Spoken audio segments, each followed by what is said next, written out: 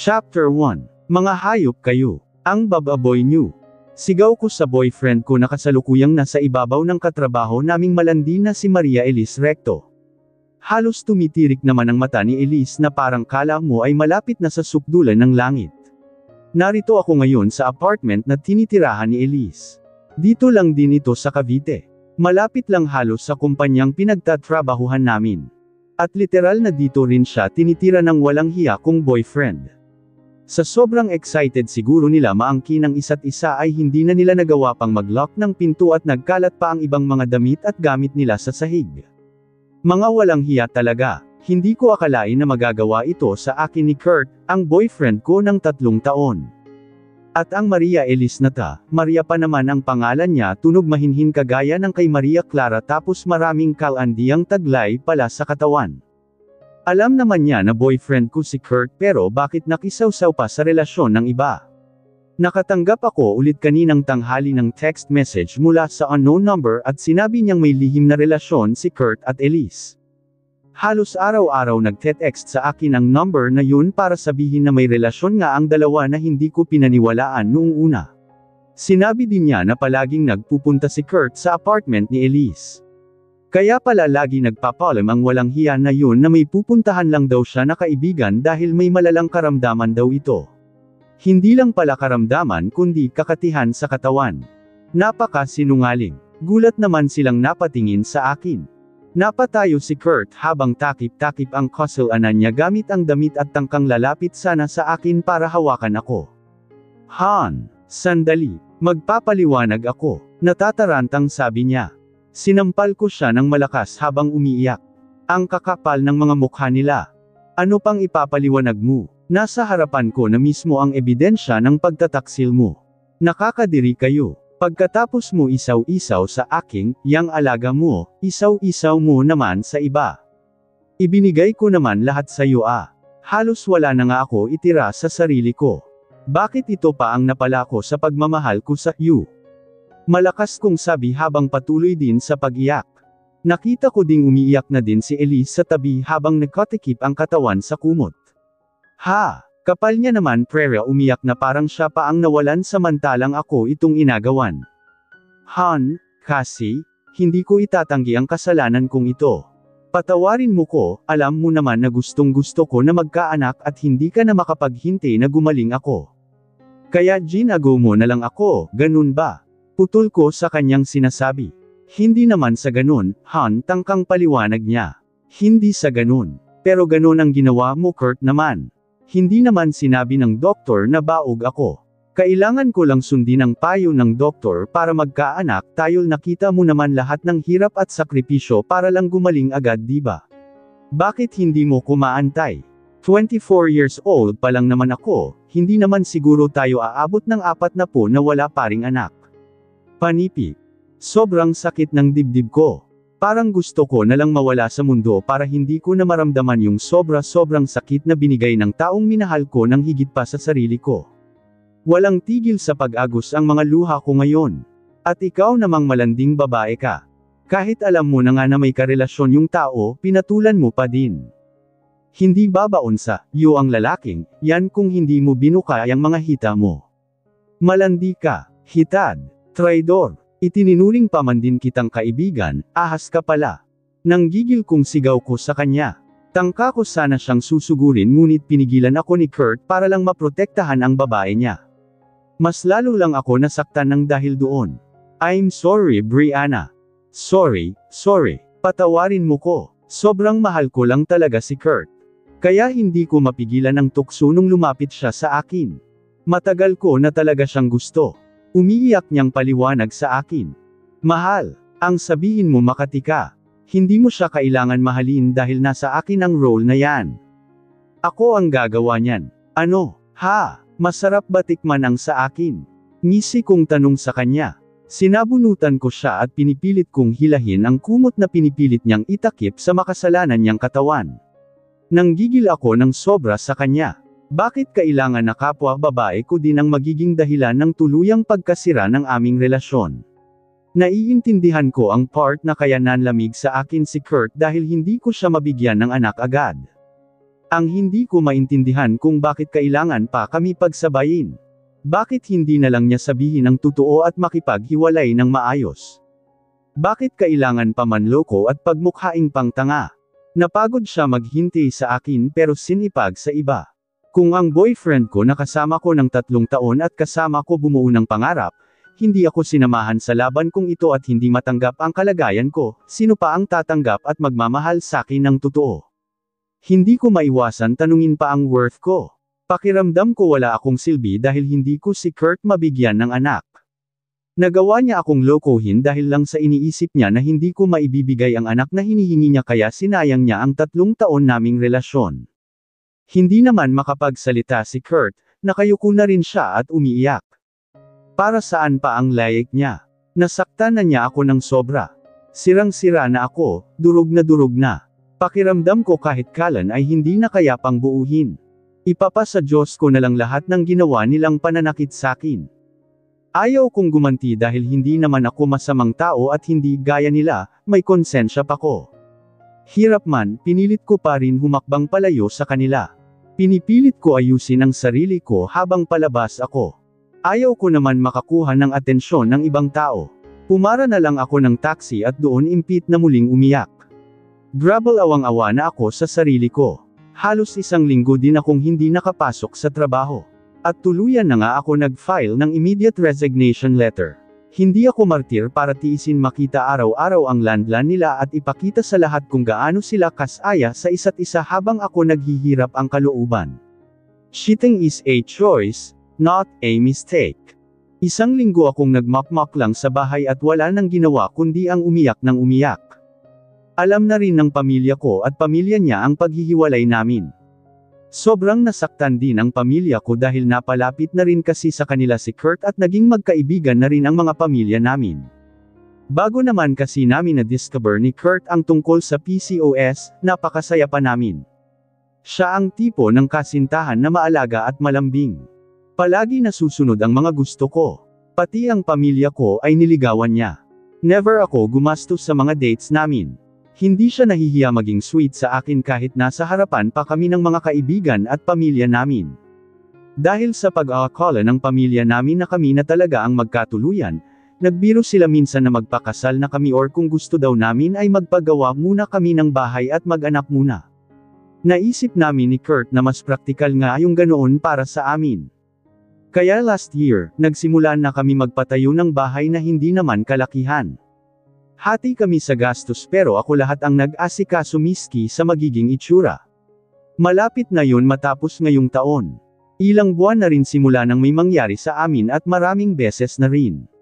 Lahat yon ay sa loob niya ipinuputok. Kaya labis na nagtataka siya kung bakit hindi pa ako nagbubuntis. Bagay na ipinagtataka ko rin. Naisipan naming magpa-check up parehas para malaman kung sino ang may problema and it turns out that it was me. I don't know how kasi regular naman ang menstruation ko. I mean, no hint at all. May ibang mga laboratories pa ang ipinagawa sa akin ang doktor tsaka ako binigyan ng race eta. Mula din ng araw na yun ay parang may nag-iba na.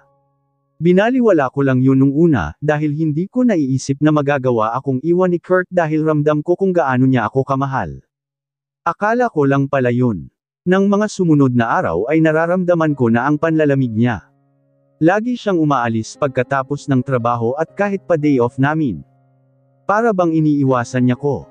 Ayaw ko man isipin pero baka dahil sa kondisyon ko na ito kaya siya nanlalamig sa akin. Kaya mas pinaramdam ko lalo sa kanya na mahal ko siya. Lagi ko siya niyaya mag-date pero lagi niya din tinatanggihan dahil pagod daw siya or masama ang pakiramdam niya o di kaya ay pupuntahan pa daw siyang kaibigan. Minsan ay tumatambay din ako sa bahay nila para makabonding ko rin ang pamilya pero siya ay parang naiirita pag andoon ako. Hindi na gaya ng dati na para akong reyna na pinagsisilbihan pa niya at makikita mo talaga ang kasiyan niya. Hindi ko na iyon ginawang issue pa para hindi na namin pag-awayan pa. Habang lumilipas ang mga araw mas lalo pa niya pinaparamdam sa akin na hindi na ako mahalaga. Pag nagtatalik kami ay nakakaisang putok lang siya at aalis na lang basta. Na para bang napipilitan na lang siya sa akin. Sobrang nasasaktan ako sa panlalamig niya sa akin. Pero ginagawa ko pa rin lahat ng alam kong paraan para bumalik kami sa dati. Hanggang sa isang araw nakatanggap ako ng text message at sinasabing may lihim na relasyon si Kurt at Elise. Hindi ko kilala kung sino yung nagtitext dahil kada magtatanong ako ay hindi na siya magre-reply. Sinubukan ko din tawagan pero lagi lang pinapatay. Ayaw ko maniwala. Itinuring ko rin na kaibigan si Elise. Hindi nila yon sa akin magagawa. Hanggang sa nag-message ulit yung unknown number at may binigay siya na address. Kung gusto ko daw malaman kung nagsasabi siya ng totoo ay puntahan ko ngayon din ang address na iyon.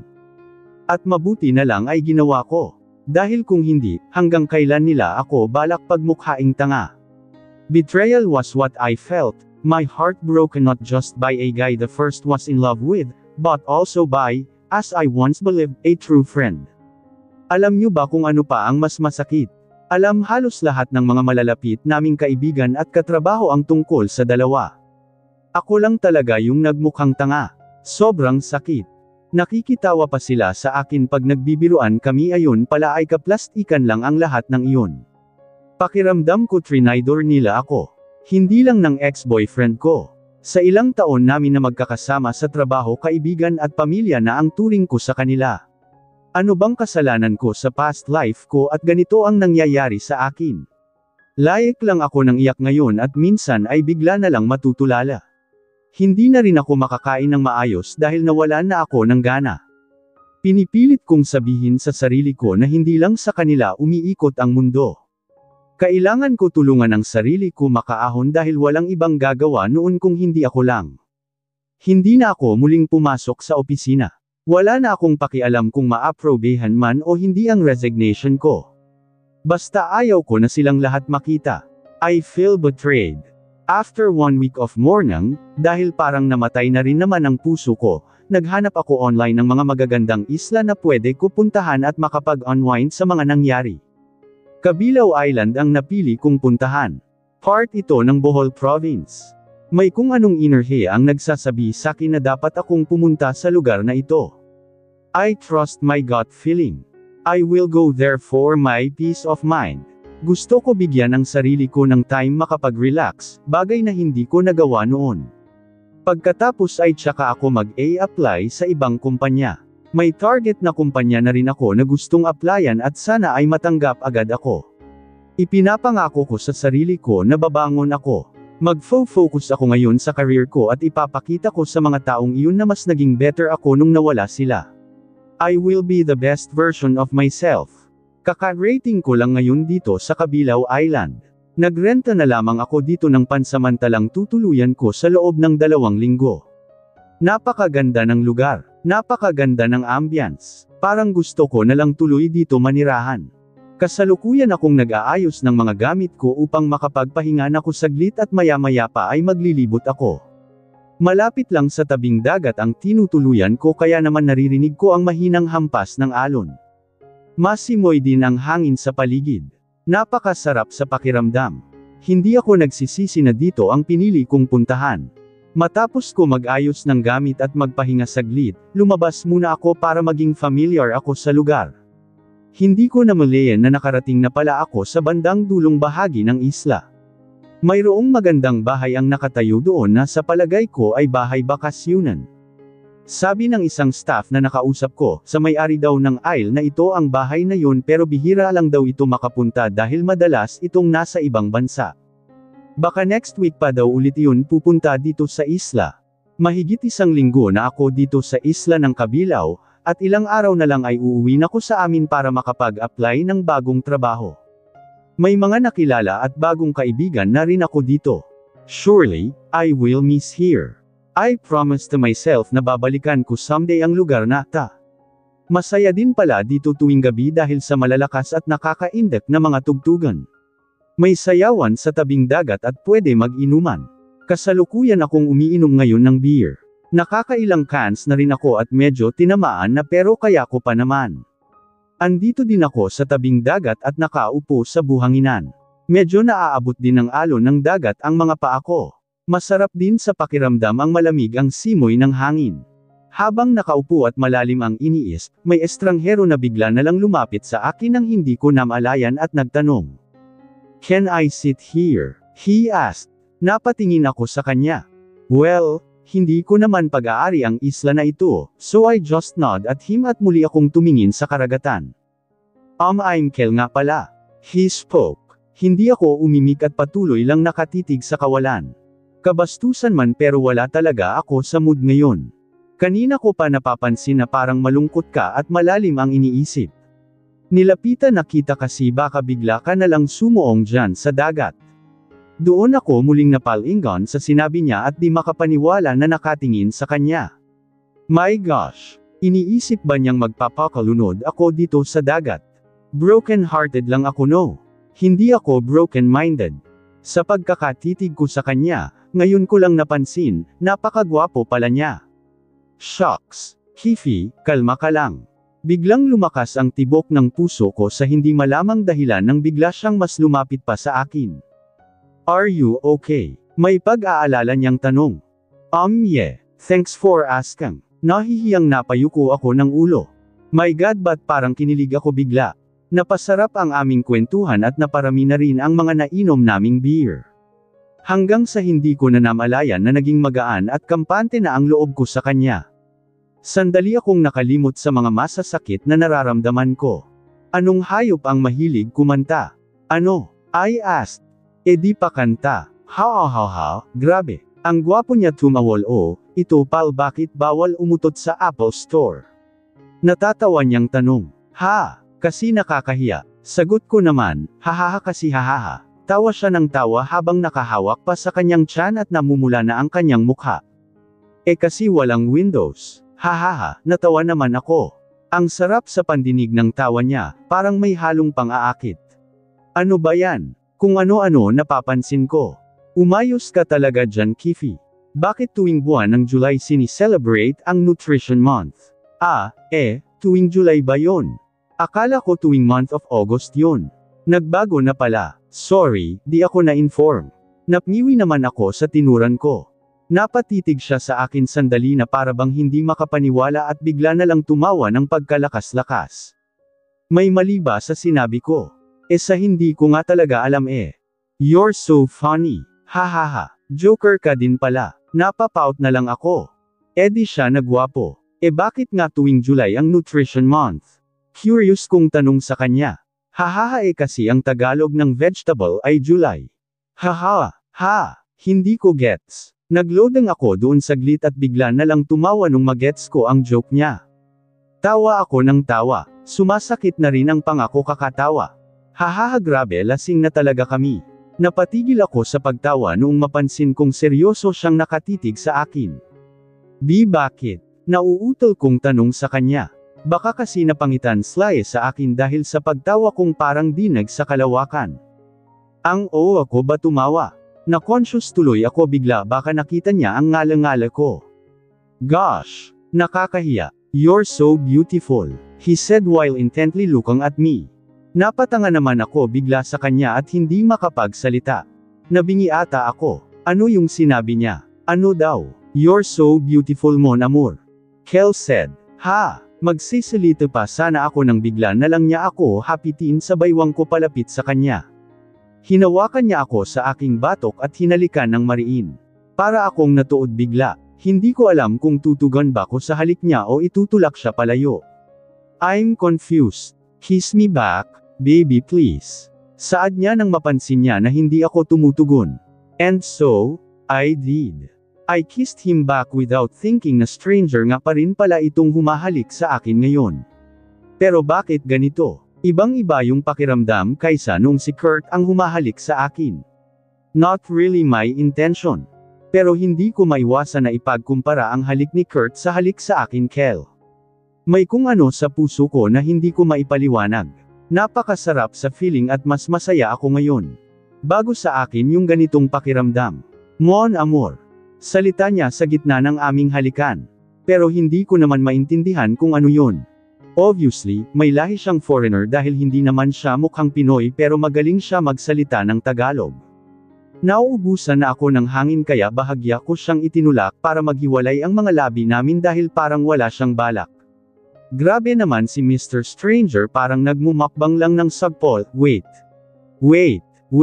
Hingal kong sabi. Natawa naman ng mahina habang may matamis na ngiti sa labi na parang akala mo naman ay nanalo sa loto. Makong na, nakuha pa talagang tumawa hindi na nga ako halos makahinga kanina. Muli na naman siyang tumitig sa akin. At nakikita ko sa mga mata niya na puno ng pagnanasa at paghanga. Gayunpaman, hindi ako nakaramdam ng kahit anong takot sa kanya. Sa katotohanan nga ay naging masaya pa ako sa nakikita ko ngayon. Weird. Then, I realized, I'm attracted to him.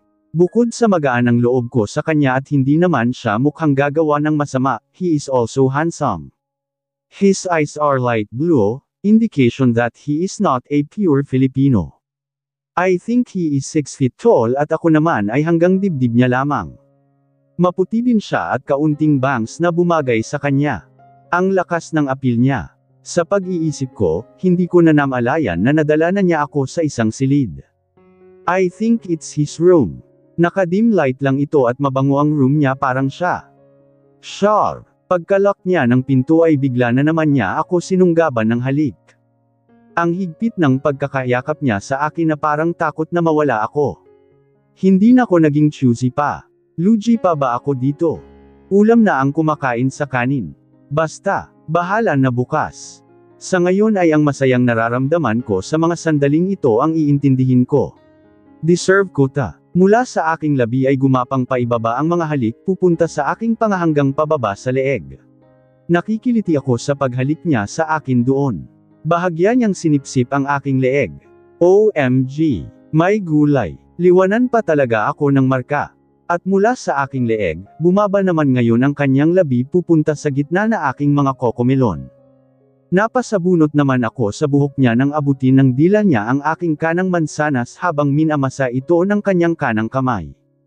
Ang kaliwang kamay niya ay nakaayapos sa aking baywang. Ang sarap! Sabay kagat ko sa aking labi upang pigilan ang malakas na pag-anggol. Lumipat naman ang kanyang labi sa kaliwang at doon nilaro-laro ng dila niya at paminsan-minsan ay sinisipsip. Ako ang tinatawag niyang baby kanina pero ngayon kung makakain sa akin akala mo sanggol. Mga lalaki talaga. Tuluyan na rin niya tinaggal ang mga saplot ko at hinagis sa kung saan. May pagmamadali din naman niya hinubad ang mga kasuotan niya. At yarn. Inihiga niya ako sa malambot na kamang narito sabay pwesto ng kanyang ulo sa aking ibaba. Walang pag-aalinlangan niya naman sinunggaban si Kifi na parabang miss na miss niya. Grabe makaliplap wagas. Gusto ko sana isara ang mga binti ko sa sobrang kiliti na nararamdaman ko pero ang higpit ng pagkakahawak niya kaya napapaliyad na lang ako. I can't contain the too much pleasure I am feeling right now. Ngayon ko na lang ulit ito naramdaman at mas higit pa yung sarap. Shit na malagkit.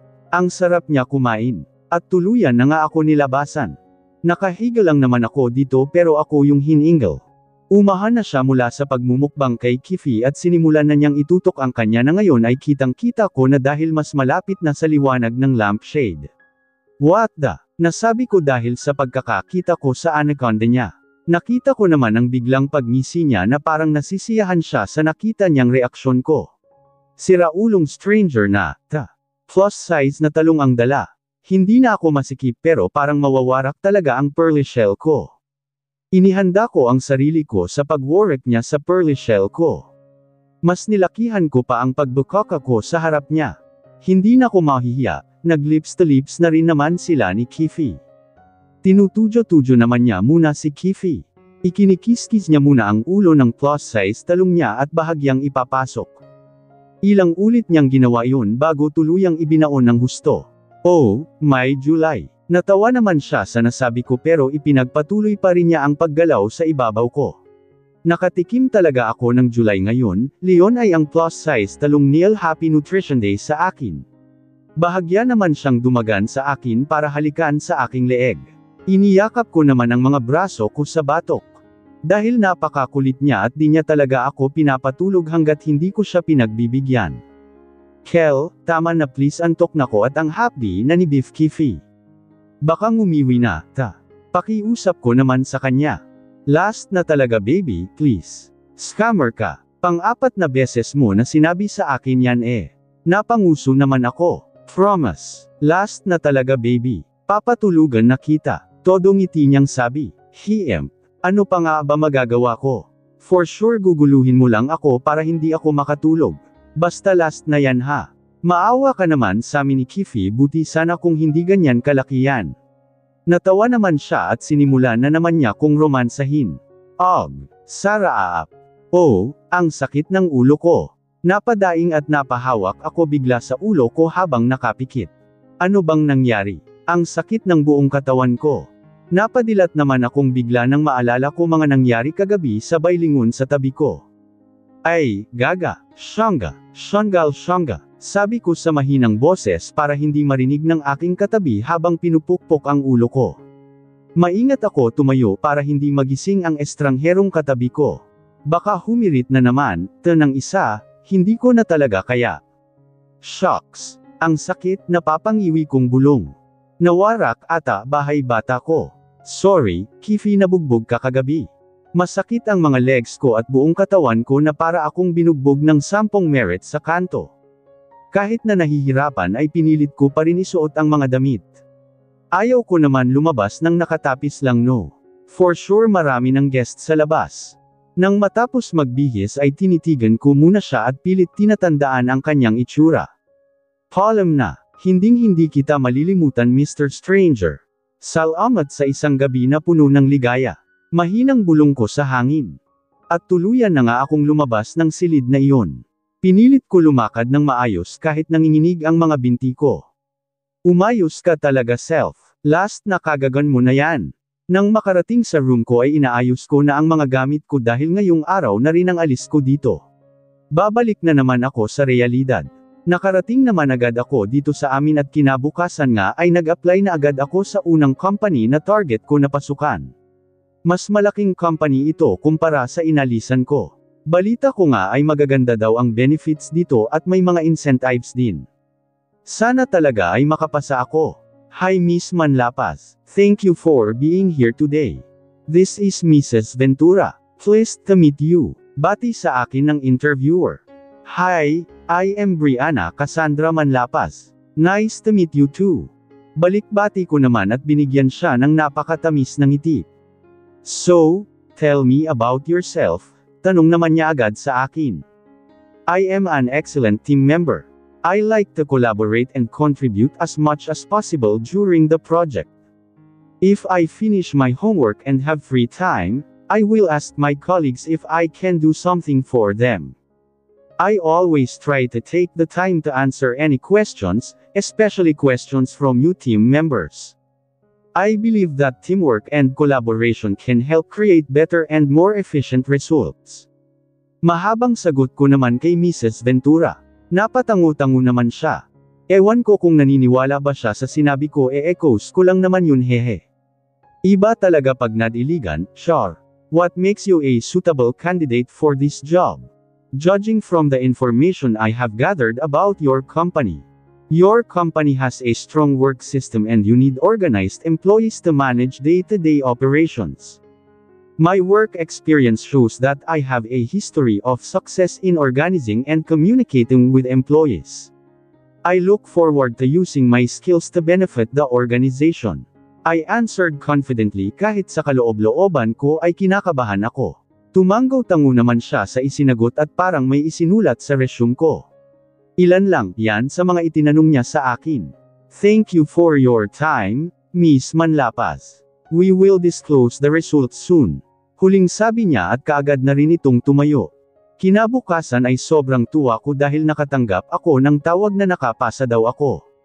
Sinabi niya sa akin kung ano pa mga kailangan kong gawin at dapat ipasa. Inasikaso ko naman iyon lahat agad. Sobrang excited na ako pumasok at this time mas pagligihan ko pa. Para mas maraming opportunities ang mag-open para sa akin. Kaya ko, 1 month na ako ngayon dito sa LM Electro World. Isa itong international electronics company. Mas malaki ng di hamak ang sahod ko ngayon kaya mas lalo ako ginanahan magsipag sa trabaho. Mukhang okay naman mga katrabaho ko pero kahit ganun, hindi na ako basta magtitiwala pa. Ayaw ko nang ma-attach sa nila ng sobra.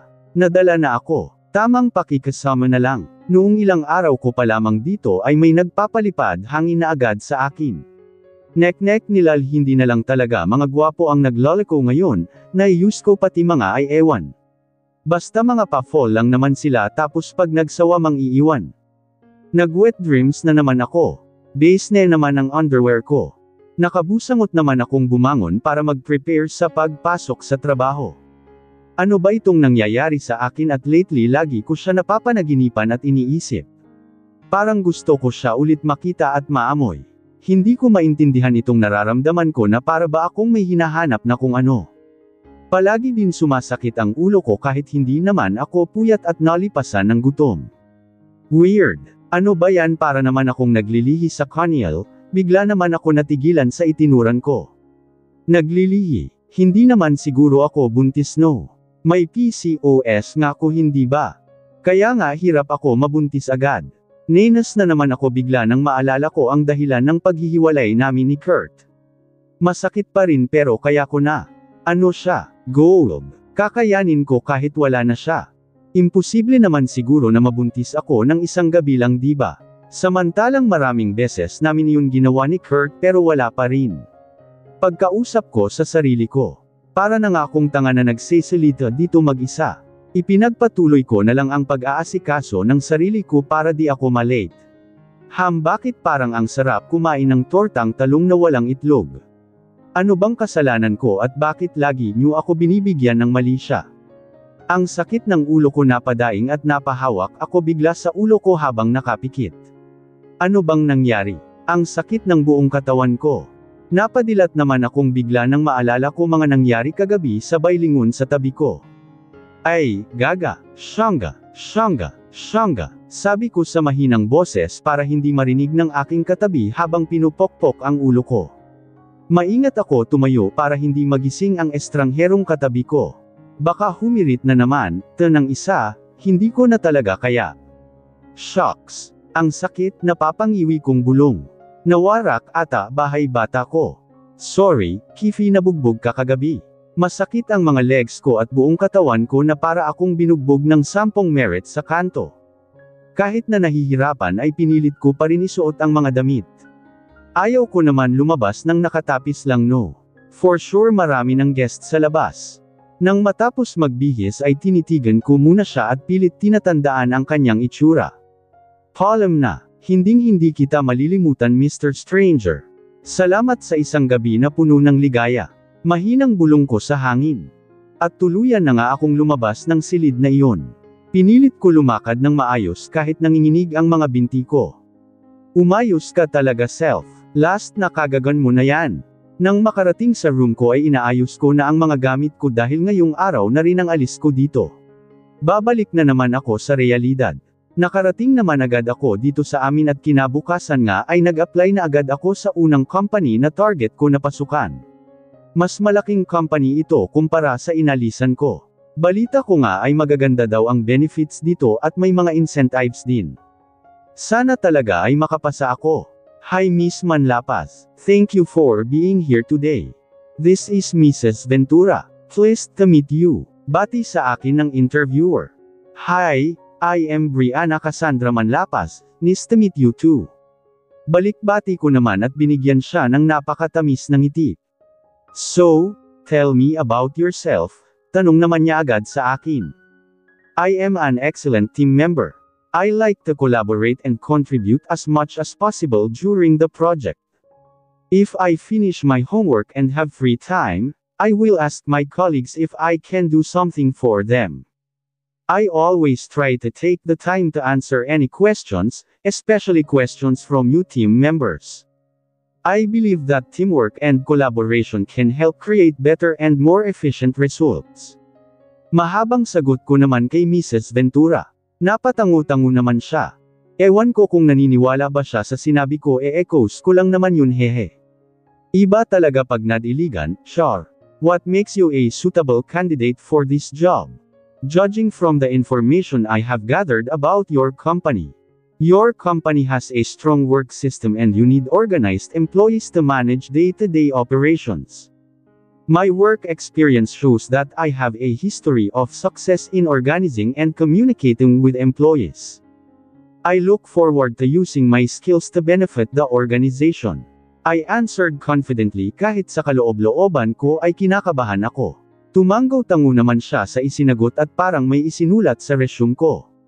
Ilan lang yan sa mga itinanong niya sa akin. Thank you for your time, Miss Manlapas. We will disclose the results soon. Huling sabi niya at kaagad na rin itong tumayo. Kinabukasan ay sobrang tuwa ko dahil nakatanggap ako ng tawag na nakapasa daw ako. Good morning, beautiful Cass. Bati sa akin ng isang hater. Katrabaho kong mahilig magpa-cute sa akin mukha naman kalaban ng mga kawal sa Encantadia. Cheris. Good morning din handsome. Pangiwi kong bati. Syempre kailangan muna makisama bago pa lang Pumwesto na ako sa aking cubicle habang nakasunod naman yung hater sa akin. Actually, may itsura naman si Billy pero ewan ko ba. Parang ibang mukha talaga ang hinahanap-hanap ko. Good morning. Bati ko sa aking katabi ******* kachismisan ko. Good morning din sis. Andyan ka na pala. Ito pala yung mga paperworks natin today. Medyo botok tayo today, pero laban lang. Masiglang bati niya sa akin. First, parang nadiligan kagabi. Ano ba yan, naiinggit na naman ako. Let's sengkel kasi yun Gina Yuma ata ang beauty ko. Inaantok pa ako, parang gusto ko na umuwi at matulog maghapon, wika ko kay Alice. Ayan tayo May katrabaho talaga tayo na papasok lang para sabihin na gusto na niyang umuwi. Parinig naman sa akin ni Alice. Inirapan ko na lang siya. May pagka-prangka lang ang Brühilde na yan pero mabait naman yan. Hindi naman nangangagat. Ibang-iba talaga pakiramdam ko nitong mga nakaraang araw. Parang lagi akong may gusto na hindi ko maintindihan. Laging masakit ang ulo ko at nahihilo. Kinulam na siguro ako ng Maria Elise kabit na yun. First, parang pagod na pagod ako ngayong araw. Malapit na kami mag-out pero parang hindi ko nakakayanin pang umuwi. Balak ko sana magpa-check up ngayon dahil dito sa mga nararamdaman ko. Pinilit ko na lang tumayo at iligpit ang mga gamit ko para makapag-out na. Cassandra, mga huling narinig ko bago nagdilim ang paningin ko. Tigilan mo nga kakatitnagan mo dyan sa salamin. Grabe ang cute-cute ko talaga. First, kapal ng hater na, ito. Ano yun? Wala. May tanong ako sa, ano na naman? Paggamulong-gulong ba ako, ang tawag dun pay cute ay cute. Kausapin mo kasi ako, nai-use ko po. Pigilan niyo ko, sesekelan ko na ang hater na, Ito naman init agad ng ulo. Narinig kong bardagulan ni Alice at Billy. Napalingga naman ako sa kapaligiran. Nasa isang kwarto ako. Palagay ko ay isang klinik. Agad naman lumapit sa akin si Alice pagkakita para alalayan ako umupo. Anong nangyari? Sa pagkakaalala ko pauwi na dapat tayo. Bigla ka na lang hinimate kanina. Pansin nga namin sa'yo na lagi kang maputiya. Si Alice. Ano daw findings sa akin? Hindi pa nabalik ang Dr. Cass. Pero nakuhaan ka na niya ng blood sample. Mamamaya malalaman natin. Si Billy. Nagkwentuhan muna kami hanggang sa dumating ang doktor. Hi, I'm Dr. Dizon. Kamusta ang pakiramdam mo? Nahihilo ka pa ba or may strange feelings ba? Nahihilo na lang po Dok. Ano ho bang sakit ko? Kinakabahan kong tanong. Base sa result ng blood test mo, wala ka namang sakit pera. Pero ano Dok? Sabihin mo. Tapatin mo kami Dok magsalita ke Dok, parang tanggang sabi ni Billy. Agad naman binatukan ni Ali si Billy. Ouch! It hurts. Tumahimik ka nga muna dyan. Napaka-owa mo. Kulang siguro sa bakuna, ito nung bata pa, kayo talaga. So, ito na nga. Wala ka naman sakit MS Manlapas pero nagdadalang tao ka. I suggest, you consult an OB-GYN para mas mabigyan ka right medication. Bibigyan kita ng referral. I was shocked. Hindi ako makapaniwala. Pinaghalong ka ba, saya at excitement itong mga nararamdaman ko ngayon? Akalain mo yun. Isang gabi lang pero pasok sa banga. My gosh. That plus size talong of Kel. Na-discharge na rin naman ako kaagad at kinabukasan ay hindi muna ako pumasok sa opisina para makapagpa-check up sa OB at makapagpahinga. Advice na rin ng doktor sa akin kanina. 2 heartbeats. Congratulations. You're having twins. Oh my. Really Doc? Are you sure? Yes, 101% sure. OMG. Grabe, hindi ako makapaniwala. Samantalang noon hirap na hirap ako mabuntis tapos ngayon nabigyan ako agad ng dalawol. Ang lupit talaga ng plus size talong ng lalaki na, yun. Mga 4 to 5 months pa daw bago malaman ang gender ng mga baby ko. Sa ngayon, mag-aantay pa ako ng 2 to 3 months. I'm so excited. Oh, God. Salamat. Salamat. Sobrang salamat sa napakagandang blessings. Panipi. Walang akong ibang bukang bibig kundi pasasalamat.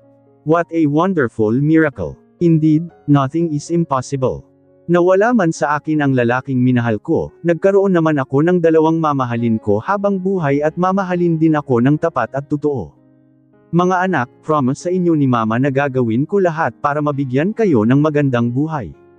Sa inyo ko ibubuhos ang buong pagmamahal ko. Naluluha kong sambit habang hinihimas ang aking tiyan. I'm so happy. Nag-uma pa sa saya ang puso ko. Basta ninang ako niyang bablay muha. Nakangusong sambit ni Alice. Ako din ninong nila. Pwede din namang maging daddy nila, sabi naman ni Billy. Nako, hindi ka papasang daddy ng mga baby niya.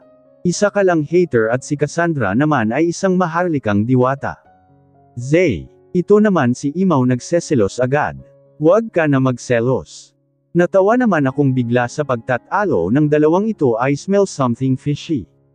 Dinalaw nga pala nila ako dito sa apartment ko. Nangupahan muna ako ngayon simula nang bumalik ako galing Kabilaw Island. At pumunta lang sila dito para magtalo sa harap ng buntis. First, hindi pa kasi mag-aminan eh. Huwag na kayo magtalo dyan, parehas ko kayo kukuning pangalawang magulang ng mga anak ko baka sakaling magkatuluyan na kayo. Haha Brianna Cassandra, bunganga mo naman pamadal, nagmamaktol na wika ni Alice.